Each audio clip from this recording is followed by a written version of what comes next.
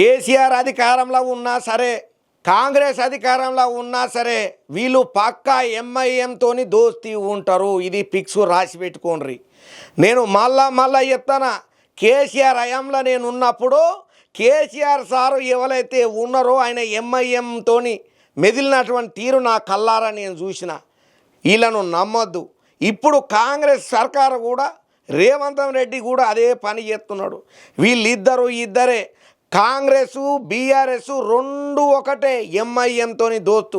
హైదరాబాదు ప్రశాంతంగా ఉండాలంటే, తెలంగాణ పబ్లిక్ ఆనందంగా ఉండాలంటే, అనుకున్న పనులు అభివృద్ధి పదంలా ముందరికి పోవాలంటే బీజేపీ ఎమ్మెల్సీ అభ్యర్థికే మీరు ఓటు వేయాలి.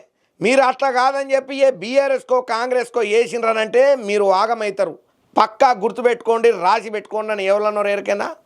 ఈటల రాజేందర్ సార్ అనుకుంటూ వచ్చిండు. సరే, ఈటల రాజేందర్ సార్ అయితే ఆయన చెప్పాలనుకునే చెప్పిండు. మరి ఈయన చెప్పిన మాట మీద ఇటు బీఆర్ఎస్ అటు కాంగ్రెస్ పార్టీ కూడా రియాక్ట్ అవుతుంది కదా. వాళ్ళ రియాక్షన్ వచ్చే వరకు మనం ఏం చేసేది ఉన్నది చూద్దాం.